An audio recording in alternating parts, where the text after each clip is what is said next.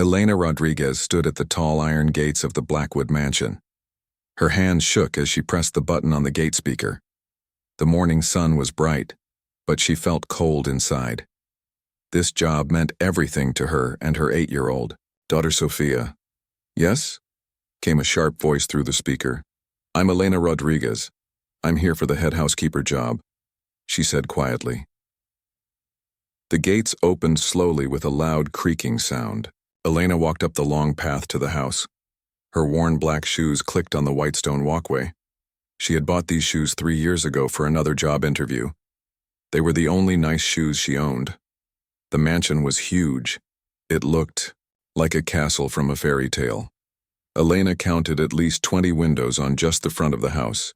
There were tall white columns and perfect green gardens everywhere.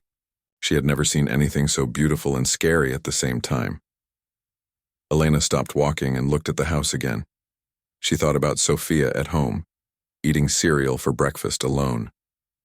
Sophia always asked why her mother had to work so many jobs. Elena never knew how to explain that life was hard sometimes. The front door was twice as tall as Elena. It was made of dark wood with gold handles. She knocked softly at first, then louder. A woman in her 50s opened the door. She wore a gray dress and had her hair pulled back tight. "You must be the new girl," the woman said. Her voice was not friendly. "I'm Mrs. Thompson, the house manager. You're late." Elena looked at her watch. It was exactly 9 o'clock. "I'm sorry, I thought Mr. Blackwood expects his staff to arrive early. Come in." Elena followed Mrs. Thompson into the house. The inside was even more amazing than the outside. The ceiling was so high that Elena had to look up to see it. There were paintings in gold frames everywhere. The floor was made of shiny marble that reflected everything like a mirror. "Don't touch anything unless you're cleaning it," Mrs. Thompson said as they walked. "Mr. Blackwood is very particular about his things." They passed through a long hallway, with more paintings than Elena had ever seen. Each painting looked expensive. Some showed old men in dark suits. Others showed beautiful landscapes with mountains and rivers. "This is the main salon," Mrs. Thompson said, opening 2 large doors. Elena stepped into the room and stopped breathing for a moment. In the center of the room sat a grand piano. It was black and shiny, bigger than any piano she had ever seen. The morning light from the tall windows made it glow like a jewel. Elena felt her heart beat faster. She remembered sitting at a much smaller piano when she was young. She remembered her teacher, Mrs. Garcia, saying she had special hands for music. She remembered the dreams she used to have. "The piano gets dusted twice a week," Mrs. Thompson was saying. "But never touch the keys. Mr. Blackwood doesn't like fingerprints on anything."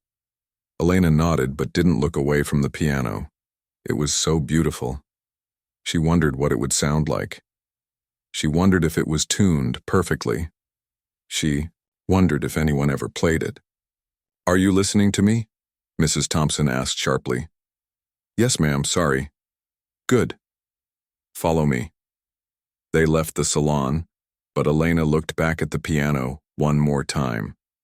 Something inside her felt sad and happy at the same time. Mrs. Thompson showed Elena the rest of the house. There were 12 bedrooms, 8 bathrooms, a library with thousands of books, a dining room that could seat 20 people, and a kitchen bigger than Elena's whole apartment. "Mr. Blackwood lives alone," Mrs. Thompson explained, "but he has many parties and business meetings. Everything must always be perfect." Elena learned that Marcus Blackwood was 35 years old. He had started a computer company when he was very young and became very rich. He owned 3 houses, 5 cars, and a boat. People said he was one of the richest men in the city. "Is he nice?" Elena asked quietly. Mrs. Thompson stopped walking and looked at Elena with surprise. "Nice? Mr. Blackwood is the boss. He pays well if you do good work. He fires people quickly if you don't. That's all you need to know." Elena nodded. She had worked for difficult people before. She could handle one more if it meant keeping this job. "Your main job is to keep everything clean and organized," Mrs. Thompson continued. "You'll work 6 days a week, 8 hours a day. You get Sundays off and 2 weeks vacation each year. The pay is what we discussed on the phone." Elena thought about the money. It was more than she had ever made at one job. With this salary, she could rent a better apartment for Sophia. She could buy Sophia new clothes and maybe even piano lessons. The other staff will show you what to do, Mrs. Thompson said. There's James the gardener, Maria who helps with cooking, and Robert, the driver. They've all worked here for years. They walked back toward the front of the house. Elena tried to remember everything she had seen. She didn't want to get lost on her first day. One more thing. Mrs. Thompson stopped near the main salon. Mr. Blackwood doesn't like his staff to be personal. Do your job, stay quiet, and don't ask questions about his business or his life. Elena nodded again. When will I meet Mr. Blackwood? He's traveling for business.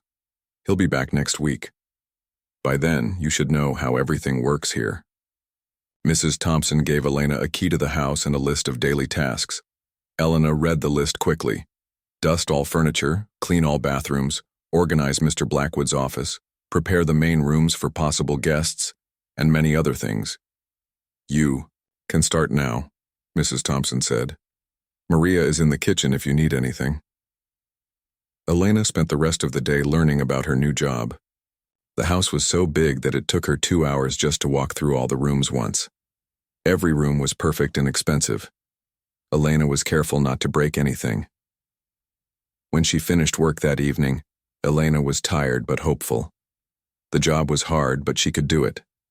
She thought about Sophia waiting at home with their neighbor, Mrs. Chen. Soon Elena would have enough money to take care of Sophia properly.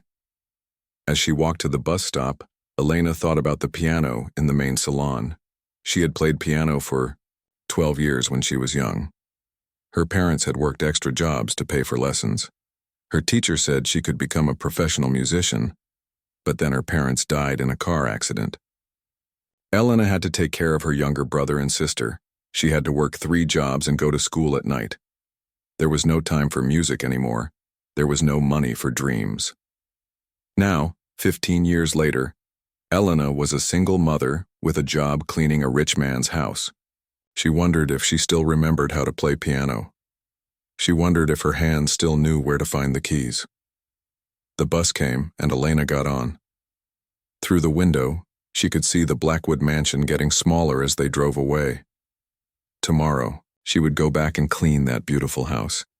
She would dust that beautiful piano and try not to remember what it felt like to make music.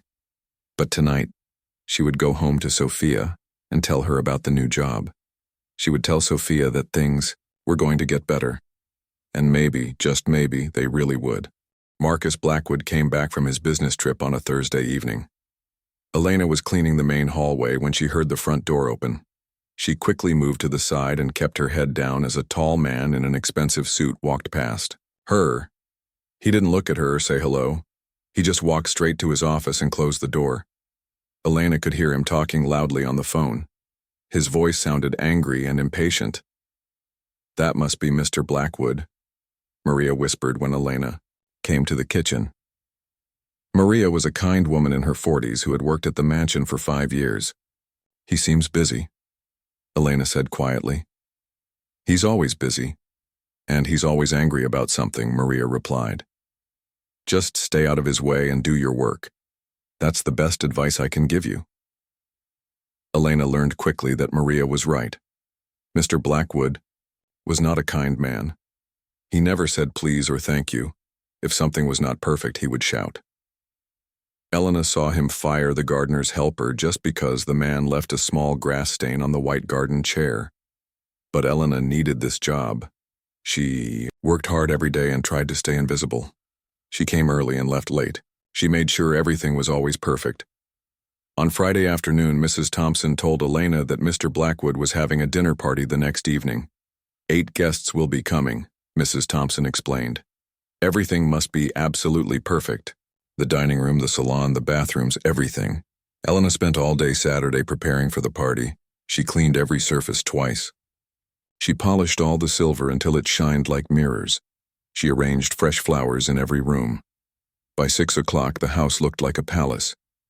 The guests started arriving at 7. Elena watched from the kitchen window as expensive cars pulled up to the house. Men and women in beautiful clothes walked up to the front door. Their jewelry sparkled in the evening light. Elena had never seen such fancy people. The women wore dresses that probably cost more than Elena made in a year. The men had gold watches and perfect haircuts. They all looked like they belonged in magazines. "Don't stare," Maria warned her. "Mr. Blackwood doesn't like the staff to watch his guests." Elena tried to stay busy in the kitchen, but she could hear laughter and conversation coming from the dining room. The guests were having a wonderful time. She could hear Mr. Blackwood telling stories and everyone laughing loudly. After dinner, the guests moved to the main salon. Elena knew she had to clean the dining room, so she waited until they were all settled with their drinks. Then she quietly entered the dining room and started clearing the dishes. The dining room was connected to the salon by a large doorway. Elena could see the guests sitting in comfortable chairs, drinking wine and talking. Mr. Blackwood was standing near the fireplace, telling another story. Elena tried to work quietly, but the dishes made small sounds as she stacked them. She hoped no one would notice her. "And that's how I bought my first company," Mr. Blackwood was saying to his guests. "Sometimes you have to be ruthless in business. Some people just don't understand that." The guests laughed and nodded. Elena kept working, trying not to listen. "Speaking of people who don't understand," said a woman with short blonde hair, "look at that little cleaning girl. I bet she's never seen so much wealth in one room." Elena felt her face get hot. She tried to work faster and get out of the room. "Oh, her?" Mr. Blackwood turned to look at Elena. His eyes were cold and mean. "She's new. Probably doesn't know much about the finer things in life." More laughter came from the guests. Elena felt smaller and smaller. "I bet she doesn't know anything about art or music," said a man with a thick mustache.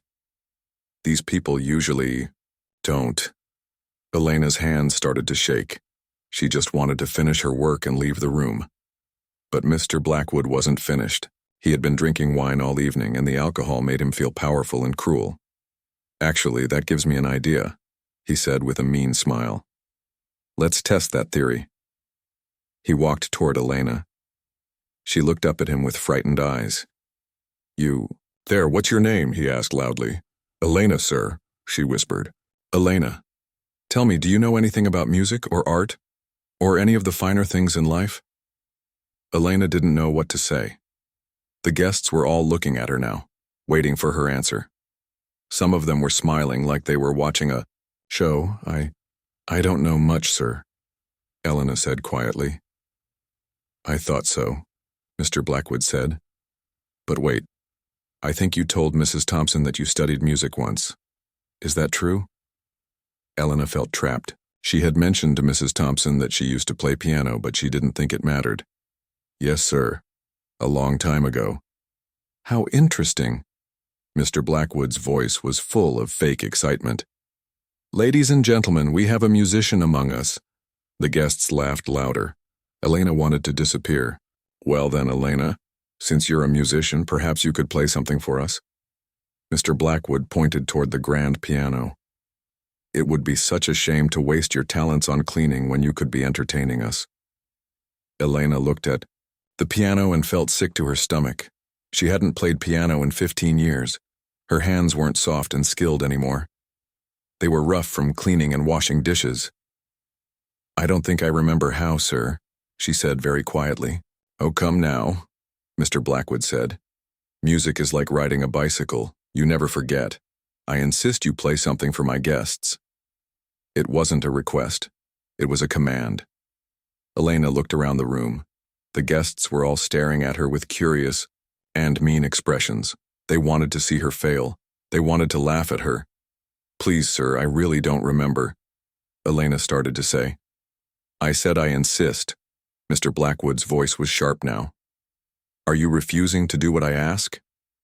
Elena knew what that meant. If she refused, she would lose her job. She thought about Sophia at home, sleeping in their small apartment. She thought about the bills she had to pay and the better life she wanted to give her daughter. "No, sir," she said very quietly. "Excellent. Ladies and gentlemen, we're about to have a private concert." The guests clapped and moved their chairs to get a better view of the piano. Someone refilled their wine glasses. They were settling in to enjoy the show. Elena walked slowly toward the piano. Each step felt like walking toward her own punishment. Her legs felt weak, and her heart was beating so fast she could hear it in her ears. The piano bench was made of dark wood just like the piano. Elena sat down carefully and looked at the keys. They were white and black and perfect, just like she remembered from long ago. She placed her hands on her lap and tried to think of something simple to play. Maybe a nursery song or a simple melody. Something that wouldn't be too embarrassing when she made mistakes. "We're waiting," Mr. Blackwood said from behind her. His voice was full of mean pleasure. Elena lifted her hands and placed them on the keys. They felt cold under her fingers. She pressed one key very softly, then another. The sound was beautiful and pure, but her hands were shaking. The guests were whispering to each other. Elena heard someone say, "This should be amusing." She tried to remember a simple song her first piano teacher had taught her. It was called Humiliate, and it wasn't too hard. Maybe she could get through a few notes without embarrassing herself too much. Elena took a deep breath and began to play. The first few notes came out shaky and uncertain. Elena's fingers felt stiff and unfamiliar with the keys. She made a small mistake and had to start over.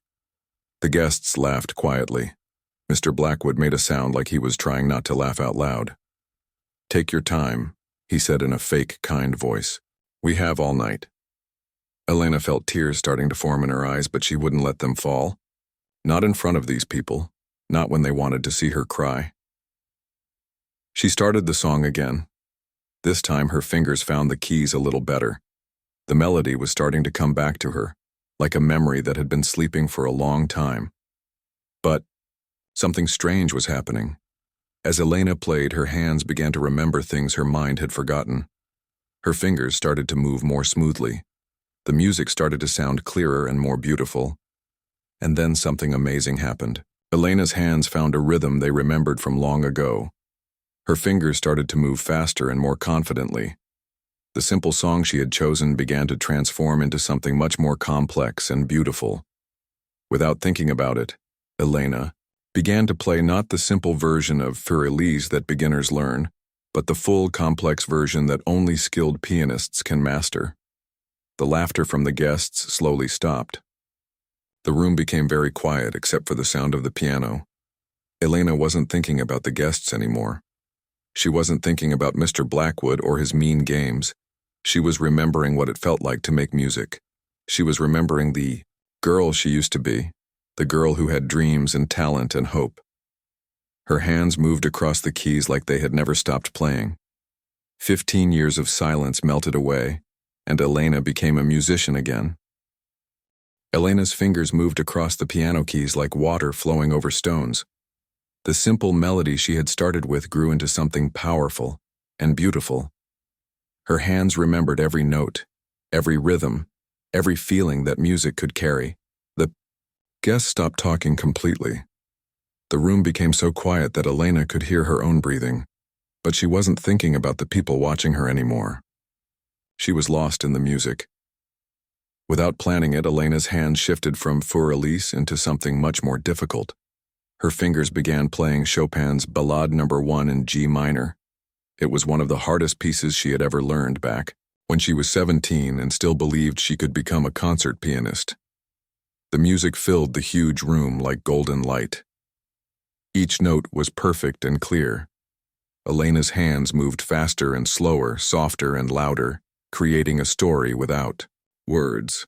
The piano sang under her fingers like it had been waiting 15 years for someone to wake it up. Mr. Blackwood's mean smile disappeared from his face. He stood very still, staring at Elena with his mouth slightly open. This was not what he had expected. This was not the embarrassing show he had planned. The woman with blonde hair put her wine glass down on a table without taking her eyes off Elena. The man with the mustache leaned forward in his chair. Another guest whispered, "My God," so quietly that almost no one could hear. Elena played the most difficult part of the piece, where both hands moved quickly in different directions. Her left hand played deep, strong notes while her right hand danced over the higher keys.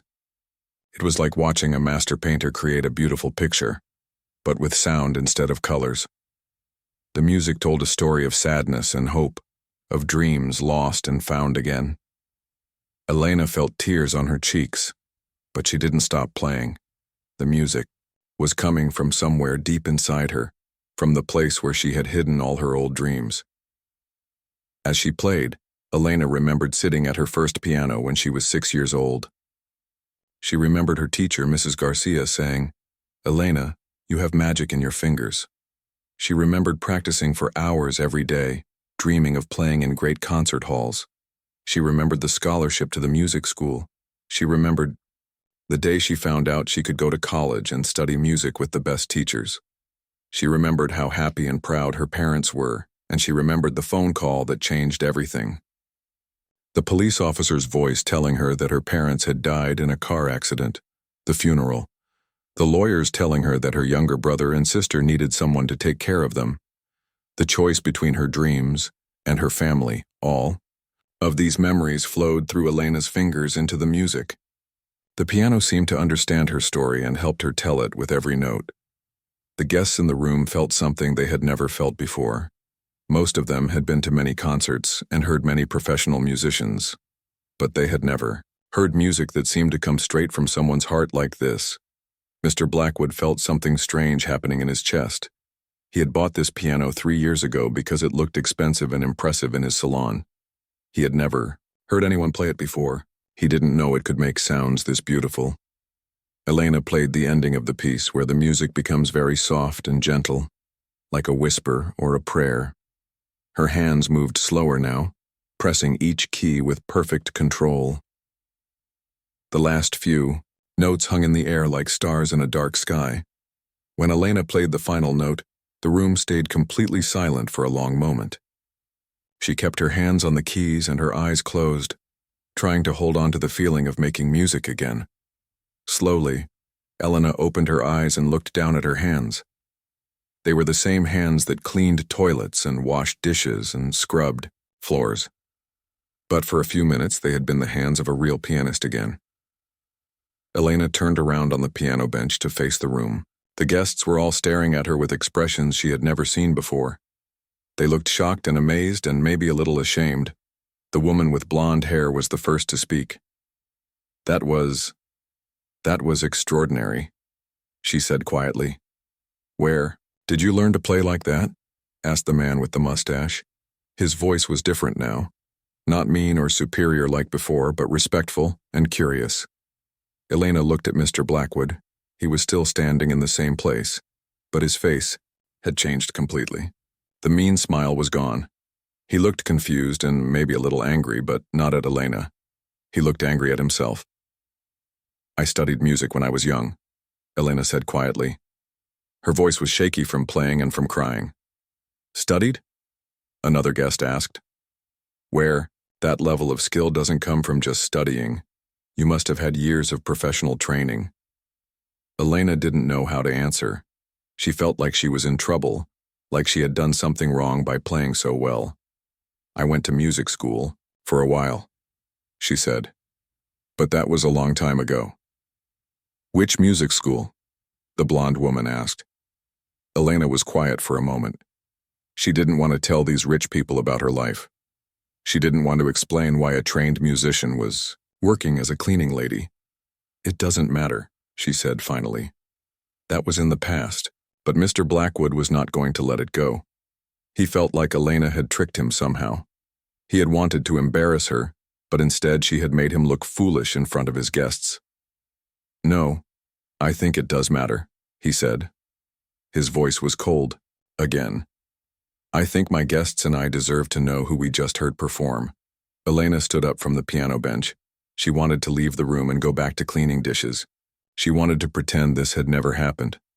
"Please, sir, I just want to finish my work," she said. "Your work?" Mr. Blackwood's voice got louder. "Is that what you call what you just did?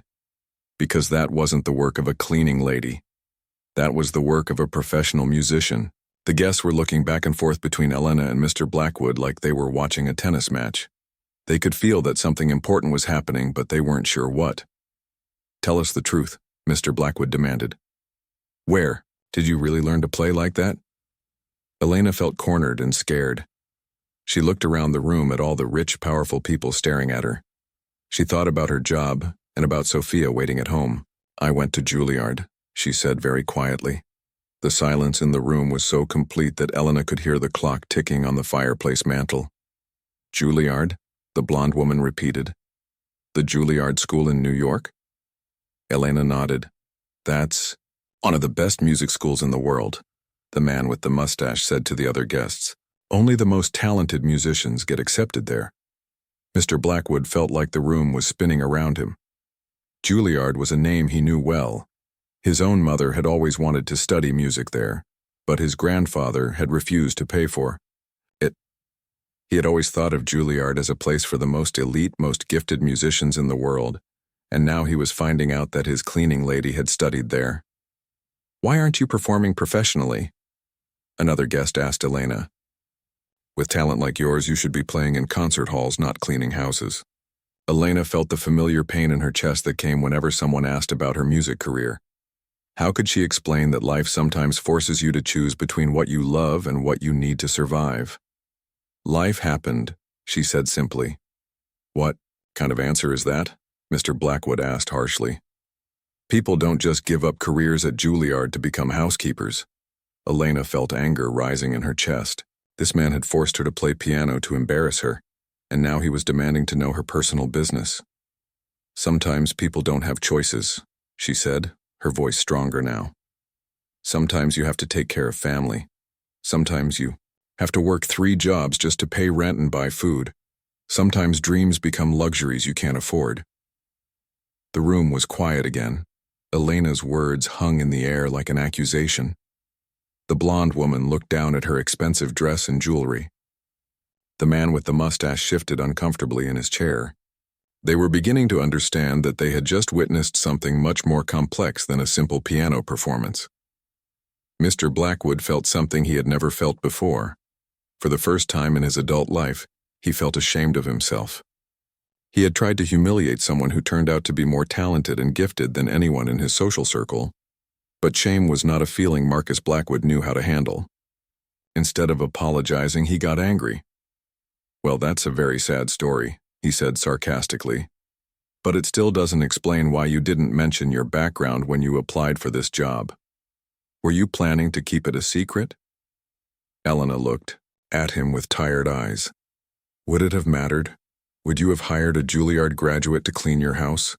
Or would you have thought I was lying?" Mr. Blackwood didn't have an answer for that, and his silence was an answer itself. Elena walked toward the door of the salon. She had said too much already.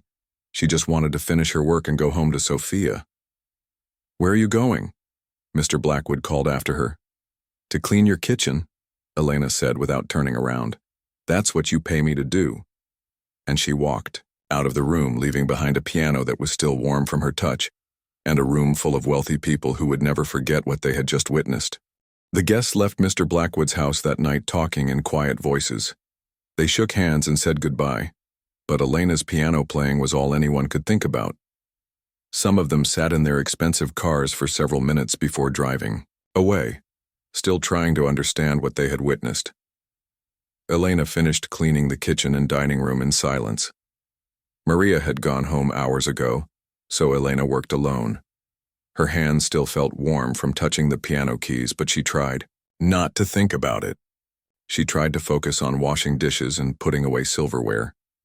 Mr. Blackwood walked through the house after his guests left, but he didn't go to his office or his bedroom like he usually did. Instead, he found himself standing in the salon, looking at the piano. He sat down in one of the chairs where his guests had been sitting and stared at the piano bench where Elena had performed. He could still hear the music in his mind. He had never heard anything so beautiful and powerful in his life. Marcus Blackwood was not used to feeling confused or uncertain. He was used to being in control of every situation. He was used to knowing exactly what to think about everyone he met. Rich people were worth his time. Poor people were not. Smart people were useful. Ordinary people were not. But Elena didn't fit into any of his categories. She was poor, but she had more talent than any of his wealthy friends. She was a cleaning lady, but she had studied at one of the most prestigious schools in the world. She was an employee, but she had just made him feel small and ignorant in his own house. Elena finished her work and walked toward the front door. She was hoping to leave quietly, but Mr. Blackwood was waiting for her in the main hallway. "We need to talk," he said. Elena stopped walking but didn't look at him directly. "I finished all my work, sir. Everything is clean." "That's not what I want to talk about." Elena finally looked up at his face. He didn't look angry anymore, but she couldn't tell what he was feeling. His expression was serious and intense. "I don't have anything else to say," Elena said quietly. "Well, I do. Sit down." It wasn't a request. Elena sat down on a small chair near the front door. Mr. Blackwood sat across from her in a larger chair.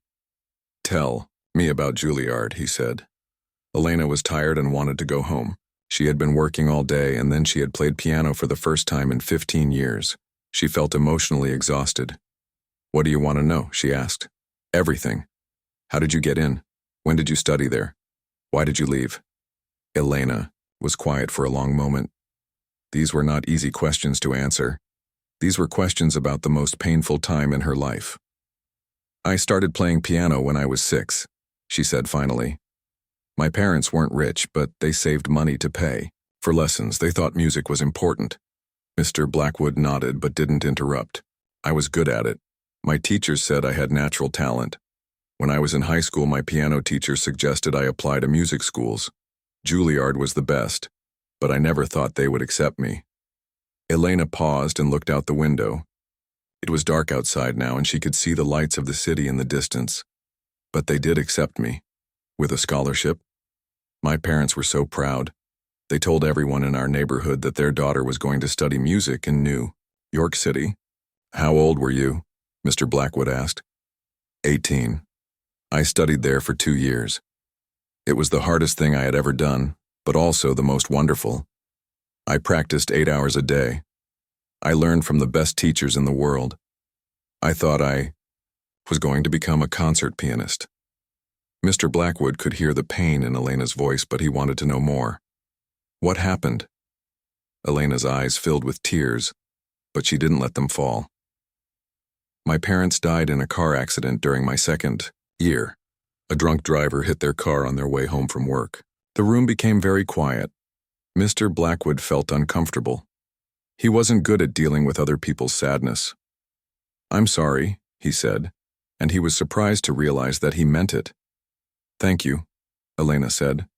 "After the funeral, I found out that my younger brother and sister needed someone to take care of them. Miguel was 14 and Carmen was 12. They had no one else." "What about other family members?"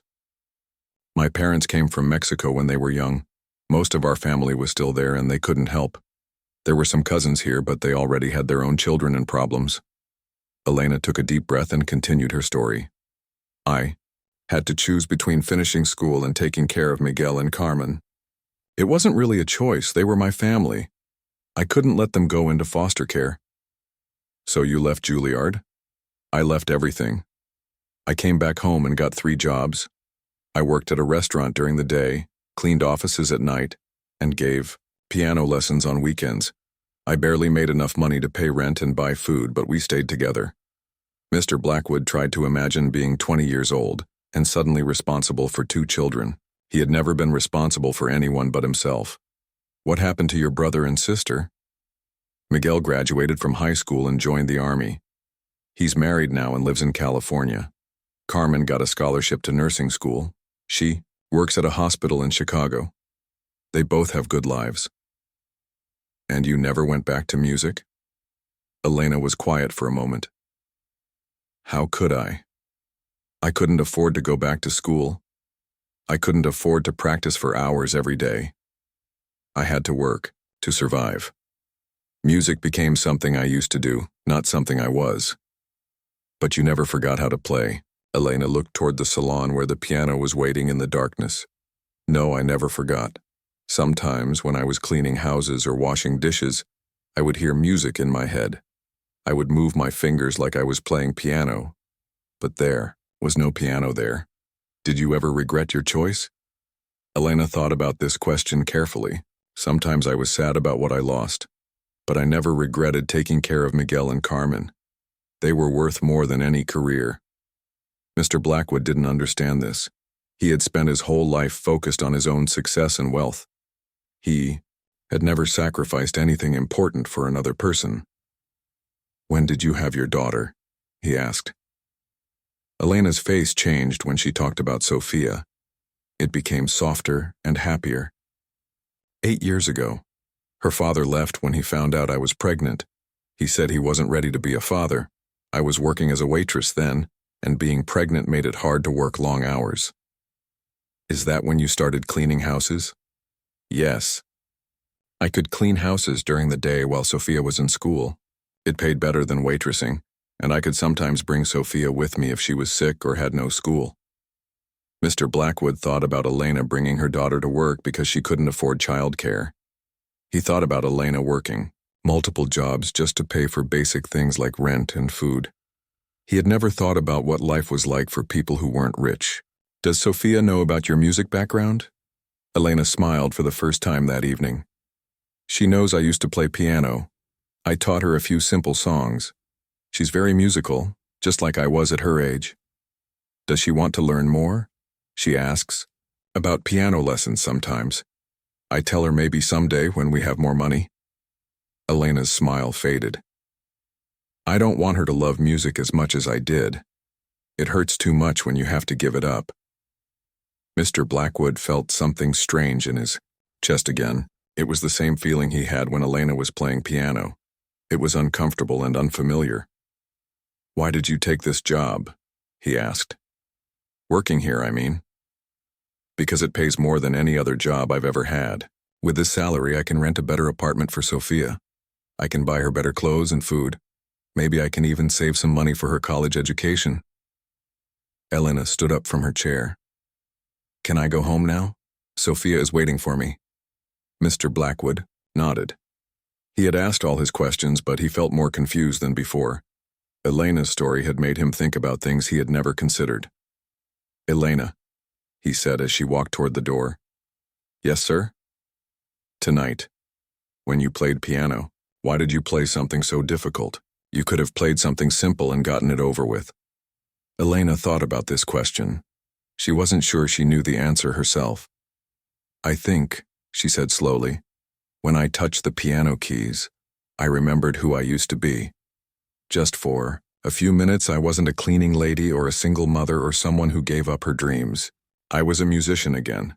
And musicians play the music that lives in their hearts, not the music that's easy." Elena left the house and walked to the bus stop. Mr. Blackwood sat in his chair for a long time after she left, thinking about what she had said. That night, Marcus Blackwood couldn't sleep. He kept thinking about Elena's story.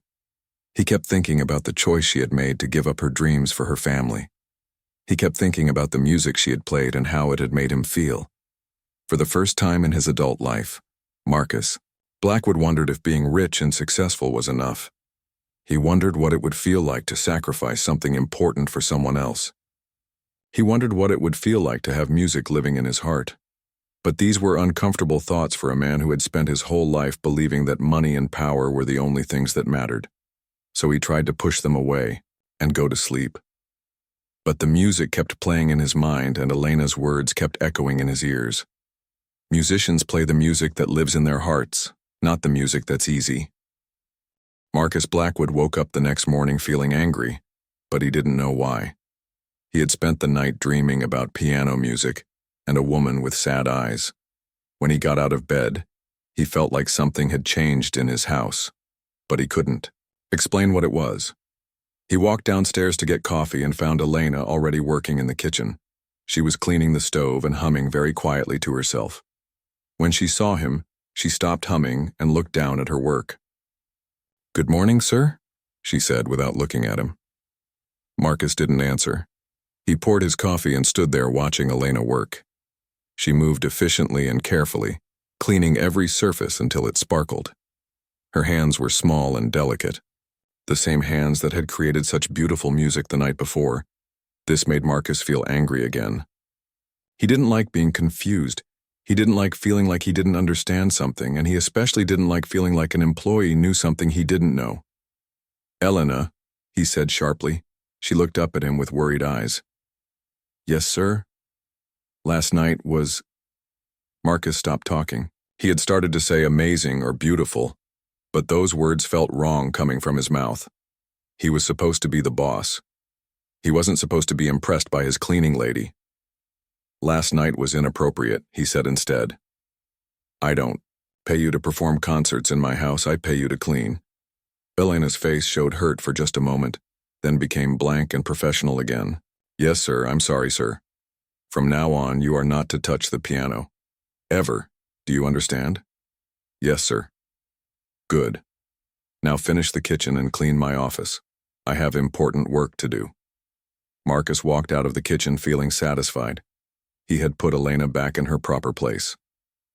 He had reminded both of them who was the boss and who was the employee. But as the day went on, Marcus found it hard to concentrate on his work. He kept thinking about the conversation he had with Elena the night before. He kept remembering the way she had looked when she talked about giving up music to take care of her family. Marcus had never given up anything important for anyone else. When his parents died, he had been 25 and already successful. He had inherited money and used it to build his business empire. He had never had to choose between his dreams and his responsibilities. By lunchtime, Marcus was so distracted that he decided to research Elena's background. He was good at finding information about people, and he wanted to know if Elena had told him the truth. It took him less than an hour to find Elena Rodriguez in the Juilliard records. She had indeed studied there for 2 years and had been an outstanding student. Her professors had expected great things from her. One article from a school newspaper called her a rising star with exceptional talent and dedication. Marcus also found records of her parents' deaths and her guardianship of her younger siblings. Everything Elena had told him was true. This made Marcus feel even more confused and angry. He had hoped to find out that Elena had been lying or exaggerating. Instead, he discovered that she had actually understated her accomplishments. Her professors at Juilliard had considered her one of their most promising students ever. Marcus closed his computer and tried to get back to work, but he couldn't focus. He kept thinking about Elena scrubbing floors and cleaning toilets when she should have been performing in concert halls around the world. When Elena came to clean his office that afternoon, Marcus watched her carefully. She dusted his desk and organized his papers without looking at him. She was quiet and efficient, just like a good employee should be. But Marcus found himself noticing things about Elena that he had never noticed before. He noticed that she was very careful with his books and papers, handling them like they were precious. He noticed that she had arranged the flowers on his desk in a way that looked artistic and beautiful. He noticed that she moved gracefully, like a dancer. These observations made Marcus even more angry. He didn't want to notice anything special about Elena. He wanted her to be ordinary and forgettable, like all his other employees. "Elena," he said while she was dusting his bookshelf. "Yes, sir? I want you to clean the bathrooms today, all of them. Make sure they're perfect." Elena nodded. "Yes, sir. And tomorrow I want you to scrub all the floors in the house, on your hands and knees." "Yes, sir. And I want you to clean the windows, inside and outside." Elena kept working and didn't complain, even though Marcus was giving her much more work than usual. He was testing her, trying to see if she would quit or get angry, but Elena just said, "Yes, sir," and kept working. This made Marcus even more frustrated. He wanted Elena to react. He wanted her to get upset or argue with him. He wanted an excuse to fire her so he could stop feeling confused and uncomfortable. Over the next few days, Marcus gave Elena increasingly difficult and unpleasant tasks. He made her clean the same rooms twice. He criticized her work even when it was perfect. He spoke to her rudely in front of the other employees. Elena never complained or argued. She just did whatever Marcus asked her to do, no matter how unreasonable it was. Maria, the cook, noticed what was happening. "Why is Mr. Blackwood being so mean to Elena?" she asked Mrs. Thompson. "She's the best worker we've ever had." Mrs. Thompson had also noticed Marcus's behavior. She had worked for him for 8 years and had never seen him treat an employee so badly for no reason. "I think he's testing her," Mrs. Thompson said. "Maybe he wants her to quit." "But why?" "She does excellent work." Mrs. Thompson didn't know how to answer that question. Meanwhile, Elena was struggling. The extra work was exhausting, and Marcus's constant criticism was wearing her down emotionally, but she needed this job desperately, so she kept working and kept quiet. At home, Sophia noticed that her mother seemed sadder and more tired than usual.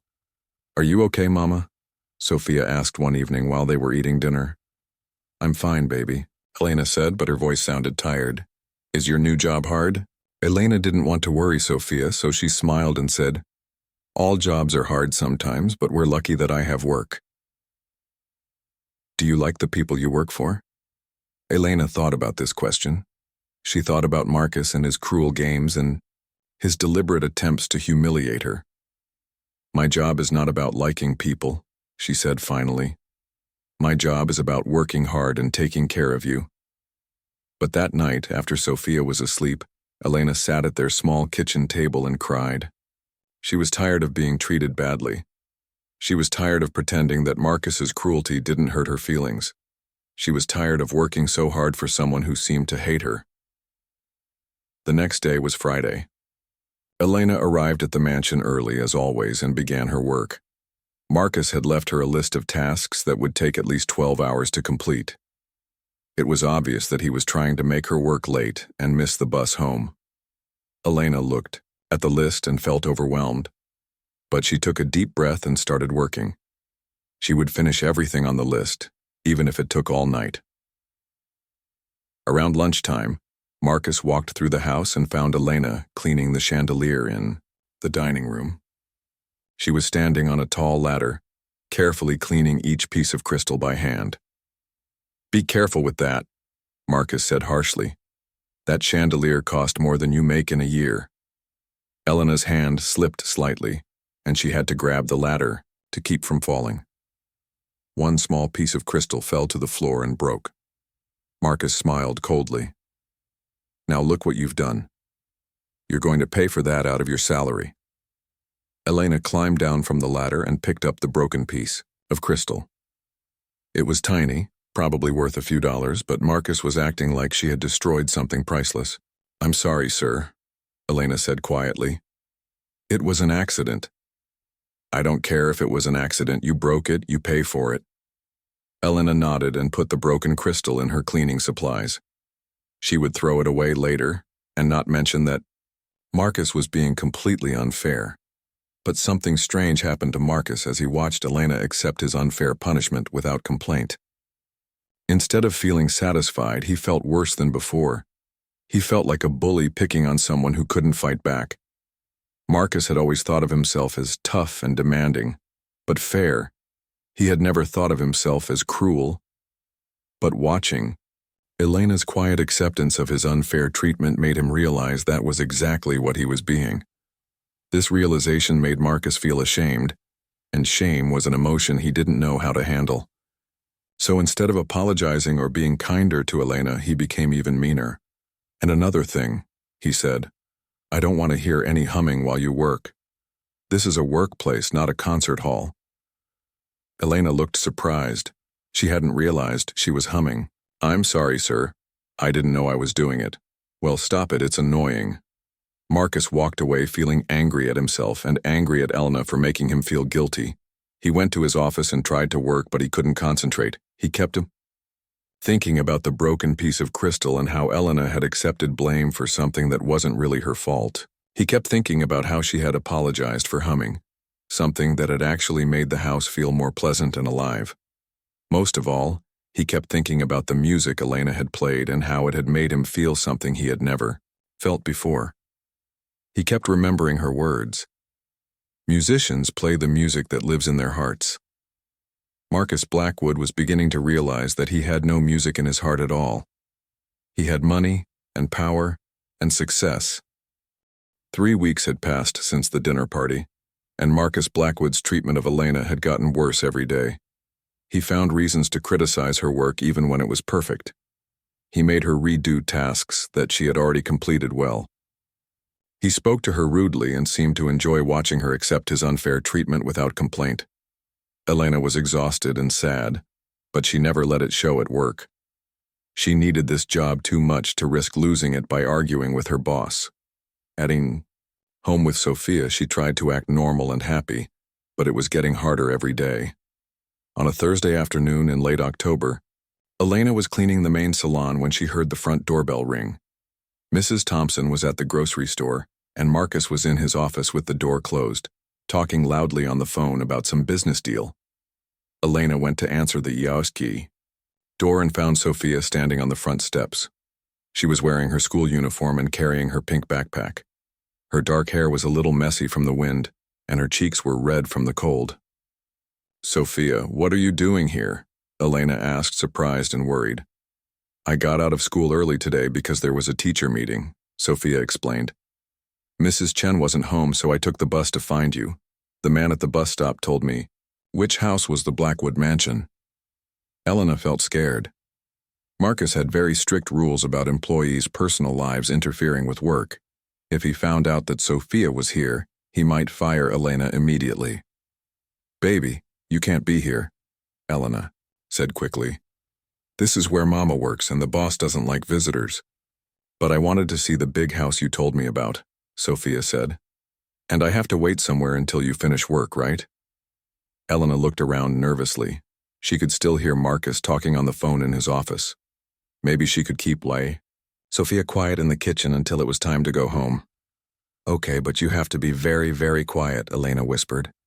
"And you have to stay in the kitchen with me. Don't touch anything, and don't make any noise."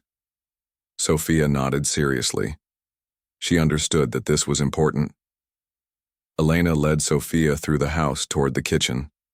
Sophia's eyes were wide as she looked at the expensive furniture, the beautiful paintings and the crystal chandeliers. She had never seen anything so fancy in her whole life. "Wow, Mama," Sophia whispered. "This house is like a palace." "Shh," Elena reminded her. "Remember, we have to be quiet." They made it to the kitchen without seeing Marcus. Elena gave Sophia a small snack and set her up at the kitchen table with her homework. Sophia was a good student and usually did her homework quietly, so Elena hoped she could finish her cleaning work without any problems. For about an hour, everything went well. Sophia worked on her math homework while Elena cleaned the kitchen and the dining room. Sophia asked a few quiet questions about her homework, and Elena helped her when she could. But then Sophia finished her homework and started to get bored. The kitchen was nice, but it wasn't very interesting for an 8-year-old girl. "Mama, can I see the rest of the house?" Sophia asked quietly. "No, baby, I told you we have to stay here. But I promise I won't touch anything, I just want to look." Elena was scrubbing the floor and couldn't watch Sophia every second. "Please just stay here and color in your coloring book." Sophia tried to be good, but she was curious and energetic. She had been sitting still for a long time and she wanted to explore. When Elena went to the dining room to dust the table, Sophia quietly slipped out of the kitchen. She walked through the house like she was in a museum, looking at everything with wonder. She had never seen so many beautiful things in one place. The paintings, the sculptures, the fancy furniture, everything looked like it belonged in a fairy tale. Then Sophia found the main salon and saw the grand piano. She stopped walking and stared at it with her mouth open. It was the most beautiful thing she had ever seen. It was so much bigger and fancier than the old piano at her school, and much, much bigger than the small keyboard Elena had at their apartment. Sophia remembered all the songs Elena had taught her to play. Simple songs like Twinkle, Twinkle, Little Star and Happy Birthday. Elena had told her that she used to play piano when she was young, and Sophia had always wanted to learn more. Sophia looked around to make sure no one was watching, then walked over to the piano. She sat on the bench and lifted the cover over the keys. They were so white and shiny, like perfect teeth. Very carefully, Sophia placed her small fingers on the keys and began to play Twinkle, Twinkle, Little Star. She played it slowly and gently, the way Elena had taught her. The sound was so clear and beautiful that Sophia smiled with joy. The piano sounded much better than the keyboard at home. Each note was perfect and rich. Sophia felt like she was making magic. She finished Twinkle, Twinkle, Little Star and started playing Mary Had a Little Lamb. Then she played Happy Birthday because it was one of her favorites. Sophia was concentrating so hard on playing the right notes that she didn't hear the footsteps behind her. Marcus Blackwood had finished his phone call and was walking through the house when he heard piano music. At first, he thought Elena was playing again, even though he had forbidden her to touch the piano. He walked quietly toward the salon, ready to yell at Elena for disobeying his rules. But when he looked into the room, he saw a small girl with dark hair sitting at the piano bench. Her feet didn't even reach the floor, but her fingers were moving confidently over the keys. Marcus stood in the doorway, frozen with surprise. Who was this child? How had she gotten into his house? And why was she playing his piano? Sophia finished Happy Birthday and started playing another song. It was a simple melody, but she played it with such concentration and joy that Marcus found himself listening instead of interrupting. The little girl's hands were tiny, but she played each note clearly and in the correct rhythm. She had obviously been taught by someone who knew music well. Marcus could tell that she had natural musical ability, just like her mother. Her mother. Marcus suddenly realized who this child must be. "What are you doing?" he asked, stepping into the room. Sophia jumped and turned around on the piano bench. When she saw the tall, serious man in the expensive suit, she knew she was in big trouble. "I'm sorry," she said quickly. "I didn't break anything. I was just playing music." Marcus walked closer to the piano. Sophia looked scared, but she didn't run away. She stayed sitting on the bench and looked up at him with large dark eyes. "Who are you?" Marcus asked. "I'm Sophia Rodriguez," she said in a small voice. "Are you the boss man?" "I'm Mr. Blackwood, yes. This is my house.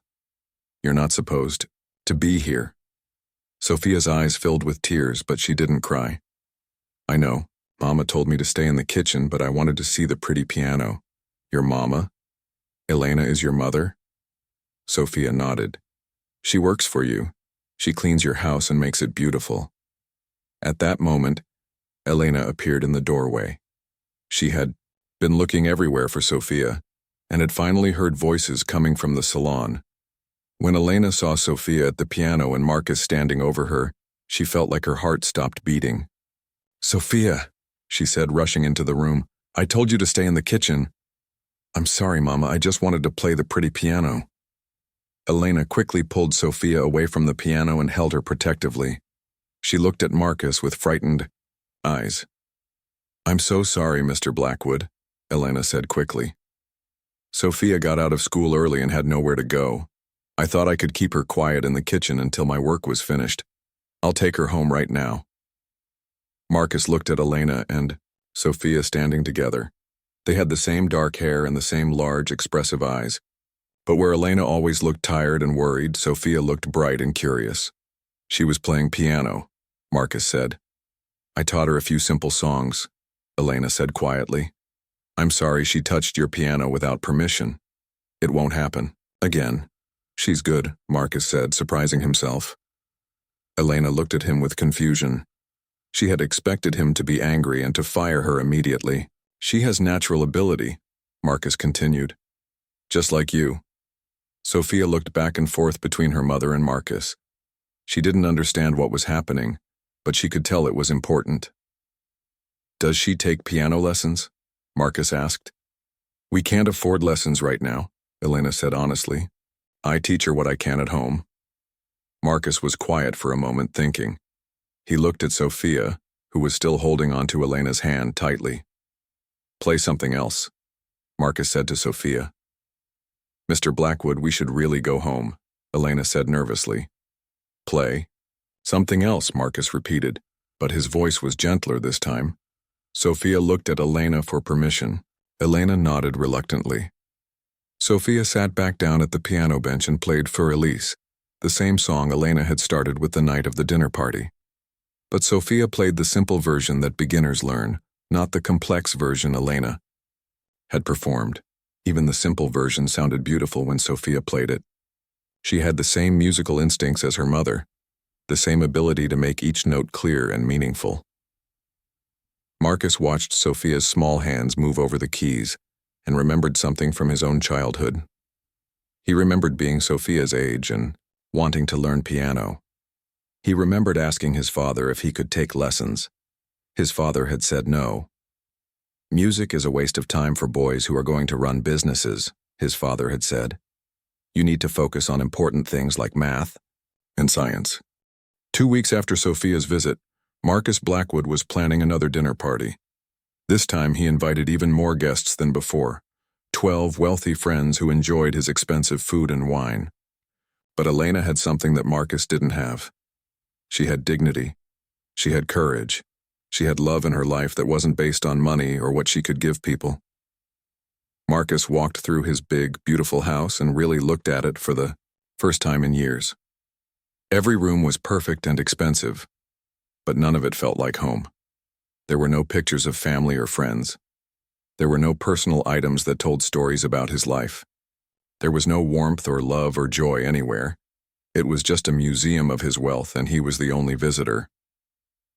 That night, Marcus couldn't eat dinner. He sat at his huge dining table alone, thinking about Elena and Sophia eating a simple meal together in their small apartment. He imagined them talking about their day, laughing at Sophia's jokes, helping each other with problems. Marcus had never had a conversation like that with anyone in his entire adult life. He went to bed early but couldn't sleep. He kept hearing Elena's voice saying, "You're the saddest person I've ever met." He kept thinking about her words. When you die, people will remember you for how much money you had, not for how you made them feel. Marcus realized that Elena was right. He was sad. He was sadder than he had ever been in his life. But for the first time, he understood why he was sad, and he thought maybe he could do something about it. The next morning, Marcus woke up with a strange feeling. He felt like he wanted to change, but he didn't know how. He had been cruel and selfish for so long that kindness felt like a foreign language he had never learned to speak. But he knew he had to try. He knew that Elena had given him a gift when she told him the truth about himself. Now he had to decide what to do with that gift. Marcus got dressed and drove to Elena's neighborhood. He had her address from her employment records. He wanted to apologize to her and ask if there was any way he could make up for how badly he had treated her. But when he got to Elena's apartment building, Marcus realized he didn't know what to say. How do you apologize for being cruel to someone who deserved kindness? How do you make up for treating someone badly just because you had the power to do it? Marcus sat in his expensive car outside Elena's poor apartment building and felt like the smallest person in the world. But he knew that feeling small was better than feeling nothing at all, which is how he had felt for most of his adult life. He took a deep breath, got out of his car, and walked up to Elena's door. It was time to find out if a person could really change, or if some people were just meant to be sad and alone forever. Marcus had a different reason for this party. He couldn't stop thinking about Elena's piano playing, and he wanted to show her off to more people. Marcus had been slightly kinder to Elena since meeting Sophia, but he was still confused about his feelings. He still gave Elena too much work and criticized her unnecessarily. He was fighting against the growing respect he felt for her, and this internal battle made him behave unpredictably. "Elena," Marcus said on the morning of the party, "tonight, after dinner, you will play piano for my guests." Elena was dusting the living room furniture when he made this announcement. She stopped working and looked at him with surprise and fear. "Sir, I would prefer not to," she said quietly. "I'm not asking what you prefer," Marcus replied coldly. "I'm telling you what you will do." Elena felt her heart beating faster. The memory of the last dinner party was still painful for her. She remembered how Marcus had tried to humiliate her, and how the guests had laughed at her before she started playing. "Please, Mr. Blackwood," Elena said. "I'm not a performer. I'm your housekeeper." "You are whatever I say you are," Marcus said harshly. "And tonight you are my entertainment." Elena felt something break inside her chest. For weeks, she had accepted Marcus's unfair treatment because she needed the job. She had been quiet when he criticized her work, patient when he gave her impossible tasks, and humble when he spoke to her rudely. But this was different. This felt like Marcus was trying to use her talent for his own amusement, like she was a trained animal instead of a human being with feelings. "I won't do it," Elena said, her voice stronger than before. Marcus was shocked. Elena had never refused to do anything he asked, no matter how unreasonable. "What did you say?" he asked dangerously. "I said I won't do it," Elena repeated, standing up straight and looking directly at him. "You can fire me if you want, but I will not play piano for your guests like I'm some kind of circus act." Marcus felt his face getting red with anger. No employee had ever spoken to him this way before. "How dare you refuse to do what I ask?" he shouted. "I pay you to work in this house, and that includes doing whatever I tell you to do." "You pay me to clean your house," Elena said, her voice getting louder too. "You don't pay me to be humiliated. For your entertainment." The other employees in the house could hear the shouting. Maria stopped cooking and listened from the kitchen. Mrs. Thompson paused in her office work. They had never heard Elena raise her voice before. "You're fired," Marcus shouted. "Get out of my house right now." "Fine," Elena shouted back. "I'd rather work 3 jobs cleaning toilets than play beautiful music for people who don't deserve to hear it." Elena started walking toward the door, but Marcus wasn't finished. Her words had hurt him, and he wanted to hurt her back. "You think you're so special because you went to some fancy music school?" he called after her. "Look where it got you. You're nothing but a cleaning lady who dreams about a life she'll never have." Elena stopped walking. She turned around slowly and looked at Marcus with an expression he had never seen before. She wasn't afraid or sad anymore. She was angry, and her anger made her powerful. "You want to know what I think, Mr. Blackwood?" Elena said, walking back toward him. "I think you're the saddest person I've ever met." Marcus was so surprised by her response that he didn't know what to say. "You have more money than most people could spend in 10 lifetimes, Elena continued. "But you don't have a single person in your life who loves you for who you are instead of what you can give them." "That's not true," Marcus said, but his voice was weaker now. "When was the last time you did something kind for someone who couldn't do anything for you in return?" Elena asked. "When was the last time you created something beautiful instead of just buying it? When was the last time you felt proud of who you are as a person instead of just what you own?" Marcus didn't have answers to these questions. "I may clean toilets and scrub floors," Elena said, "but I raised 2 children who became good, successful adults. I have a daughter who loves me and thinks I'm the most important person in the world. I gave up my dreams to take care of my family, and I would make that choice again every single day." Elena's voice was strong and clear, like she was giving a speech to a large audience instead of talking to one cruel man. "You tried to humiliate me by making me play piano," she continued. "But you gave me a gift instead. You reminded me that I am still a musician even if I haven't performed in 15 years. Music lives inside me, in my heart and in my hands and in my soul. You can take away my job, but you can't take that away from me." Marcus stood very still, listening to Elena's words. He felt like she was holding up a mirror and forcing him to see himself clearly for the first time. "And do you know what the saddest part is?" Elena asked. "You have a beautiful piano that nobody ever plays.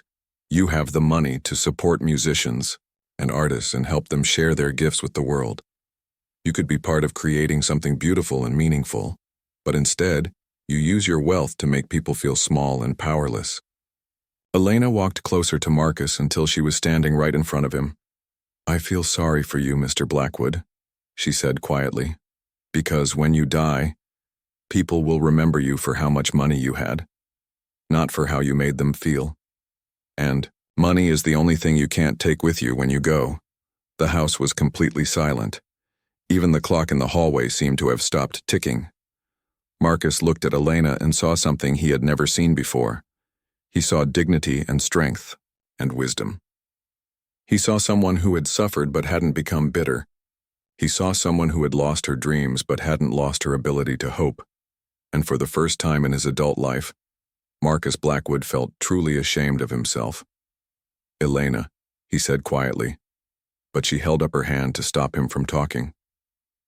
I'm not finished, she said. I want you to know that I don't hate you. I feel sorry for you. But I won't let you treat me badly anymore. I won't let you use my talent for your entertainment. And I won't let my daughter see me accept disrespect just because I need money. Elena picked up her cleaning supplies and walked toward the door. I'll find another job, she said without looking back. There are lots of houses to clean in this city. And someday, when Sophia is grown up and I have saved enough money, I might start playing piano again. Not for people like you, but for people who understand that music is a gift, not a performance. Elena walked out of the main salon, leaving Marcus standing alone in the middle of his expensive, empty house. Marcus stood there for a long time after Elena left. He could hear the other employees moving around in different parts of the house. Elena was making breakfast for Sophia when she heard the knock on her apartment door. It was 8 o'clock in the morning, and no one ever visited them this early. Stay here and finish your cereal, Elena told Sophia. I'll see who it is. Elena looked through the small window in her door and was shocked to see Marcus Blackwood standing in the hallway. He was wearing jeans and a simple shirt instead of his usual expensive suit, and he looked nervous. Elena didn't want to open the door. She was still angry about yesterday and she didn't trust Marcus, but she was also curious about why he had come to her home. What do you want? Elena asked through the closed door. I want to apologize, Marcus said. Please, Elena, I need to talk to you. Elena opened the door but didn't invite Marcus inside. She stood in the doorway and looked at him with suspicious eyes. You came all the way here to apologize? She asked. Yes, Marcus said. I've been thinking about what you said yesterday. You were right about everything. Elena crossed her arms and waited for him to continue. I am sad, Marcus said. I am the saddest person I know. I have everything money can buy, but I don't have anything that really matters. I don't have love or friendship or purpose or joy. I don't have music in my heart. Marcus paused and looked down at his feet. I treated you terribly because seeing your talent made me realize how empty my life is. When you played piano, you showed me what it looks like when someone shares a gift from their heart. I have never done anything like that. I have never created anything beautiful or meaningful. Elena's expression softened slightly, but she was still cautious. I'm sorry for being cruel to you, Marcus continued. I'm sorry for trying to humiliate you. I'm sorry for treating you like you were less important than me just because you clean houses and I own businesses. Why should I believe you? Elena asked. Because, Marcus said, I want to do something to help you and Sophia. Not because I have to, but because I want to. Because it would make me happy to see you happy. Elena was quiet for a moment. She had never seen Marcus look humble or uncertain before. What do you mean? She asked. I want to pay for Sophia's piano lessons, with the best teachers in the city, and I want to help you get back into music if that's what you want. Elena shook her head. I don't want your charity. It's not charity, Marcus said quickly. It's an investment in something beautiful, in someone who deserves to have their talents developed. Mama? Sophia appeared behind Elena in the doorway. She had finished her breakfast and was curious about who was visiting. Is that the boss man from the big house? Hi, Sophia, Marcus said gently. Yes, I'm Mr. Blackwood. Sophia looked at Marcus for a moment, then said, Are you here to say sorry to my mama? She was sad yesterday after work. Marcus felt his chest tighten. Yes, I'm here to say sorry. I was not kind to your mama, and I should have been. That's good, Sophia said seriously. Mama is the nicest person in the world. She works really hard and she takes good care of me. Nobody should be mean to her. Marcus looked at Sophia's serious little face and felt ashamed all over again. You're absolutely right, he said. Your mama is a wonderful person and I was wrong to be mean to her. Elena put her hand on Sophia's shoulder. Baby, go finish getting ready for school. You'll be late. Sophia went back inside, but Elena could hear her moving around in their small bedroom. Elena, Marcus said quietly, I know I don't deserve your forgiveness, but I'm asking for a chance to prove that I can be a better person. Elena studied Marcus's face. He looked sincere, but she had trusted people before and been disappointed. "What exactly are you offering?" she asked. "First, I want to give you your job back, but with better pay and better treatment. You would be in charge of managing the house, not just cleaning it." Elena shook her head. "I don't think I can work for you again." "Then don't work for me," Marcus said. "Work with me. I want to start a foundation that helps talented musicians who can't afford training or instruments. I want you to help me run it." Elena was surprised. "A foundation?" "Yes. We could provide scholarships for music lessons, buy instruments for schools that need them, maybe even help adult musicians like you get back into performing if they want to." Elena felt her heart beating faster. This sounded too good to be true. "Why would you want to do that?" she asked. "Because yesterday you showed me what my life has been missing. Purpose. The chance to help someone else achieve their dreams instead of just accumulating wealth for myself." Marcus paused and looked directly into Elena's eyes. "And because I want Sophia to grow up in a world where talented people get the chance to develop their gifts, no matter what family they come from." Elena felt tears starting to form in her eyes, but she tried to stay practical. "I don't know anything about running a foundation," she said. "I don't either," Marcus admitted. "But I know about business and you know about music and what musicians need. Together maybe we could figure it out." Sophia came back to the doorway, wearing her school uniform and carrying her backpack. "I'm ready for school, Mama," she announced. Marcus looked at Sophia and made a decision. "Sophia," he said, "would you like to come to my house this afternoon and play the piano again?" Sophia's eyes got very big. "Really? The beautiful big piano?" "Really. And maybe we could arrange for you to have piano lessons with a very good teacher." Sophia looked at Elena with hopeful eyes. "Mama, can I?" Elena felt overwhelmed. Part of her wanted to say yes immediately, but part of her was still afraid to trust Marcus. "I need time to think about this," Elena said. "Of course," Marcus said. "Take all the time you need, but Elena, I want you to know that I meant everything I said. Yesterday you gave me the greatest gift anyone has ever given me."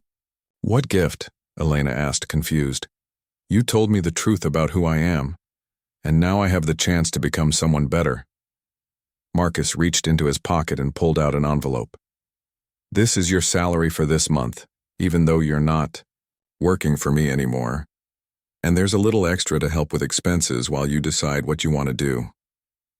Elena wanted to refuse the money, but she needed it to pay rent and buy groceries. "Thank you," she said quietly, taking the envelope. "Can I walk Sophia to her bus stop?" Marcus asked. "I'd like to talk to her for a few minutes, if that's okay with you." Elena looked at Sophia, who nodded enthusiastically. "Okay," Elena said. "But come straight home after school, Sophia." Marcus and Sophia walked down the hallway together. Elena watched from her doorway as the tall, wealthy businessman and the small 8-year-old girl talked seriously about something. When Marcus came back, a few minutes later he was smiling. "What did you talk about?" Elena asked. "I asked her what she wants to be when she grows up," Marcus said. "What did she say?" "She said she wants to be a piano teacher like her mama used to be. She wants to teach music to kids who don't have very much money so they can still learn to play beautiful songs." Elena felt tears running down her cheeks. Sophia had never told her about this dream before. "She also said," Marcus continued, "that she hopes someday you'll play piano in big concert halls so everyone can hear how beautiful your music is." Elena wiped her eyes with the back of her hand. "Elena," Marcus said gently, "I know I don't deserve your trust, but I'm asking for a chance. Let me help you and Sophia. Let me be part of something good for once in my life." Elena looked at this man who had been so cruel to her just yesterday. He looked different now. His eyes were softer, and his voice was humble. She didn't know if people could really change, but maybe it was worth finding out. "Okay," Elena said quietly. "We can try working together. But if you're mean to me or Sophia even once, I'm walking away and never coming back." "I understand," Marcus said. "And Elena, thank you." Thank you for giving me a second chance. That afternoon, Sophia came to the mansion and played piano for an hour while Elena and Marcus talked about their plans for the foundation. Sophia's joy as she played the beautiful instrument filled the house with happiness for the first time in years. 6 months later, Elena was performing in small concerts, again, playing for audiences who appreciated her talent and her story. Sophia was taking advanced piano lessons and had already performed in 2 student recitals. The Blackwood Foundation for Musical Education had provided scholarships to 50 young musicians and donated instruments to 12 schools in poor neighborhoods, and Marcus Blackwood had learned that the most beautiful music isn't the kind you can buy. It's the kind that comes from helping others discover the songs that live in their hearts. On the anniversary of the night Elena first played piano in his house, Marcus hosted a benefit concert. Elena performed Chopin's Ballade No. 1 for an audience of 300 people who gave her a standing ovation. But the moment Marcus treasured most was when Sophia joined her mother on stage for the final song. Together, they played a simple duet that Elena had arranged just for them. As Marcus watched them perform together, he finally understood what Elena had meant when she said that musicians play the music that lives in their hearts. And for the first time in his life, Marcus could feel music beginning to grow in his own heart too.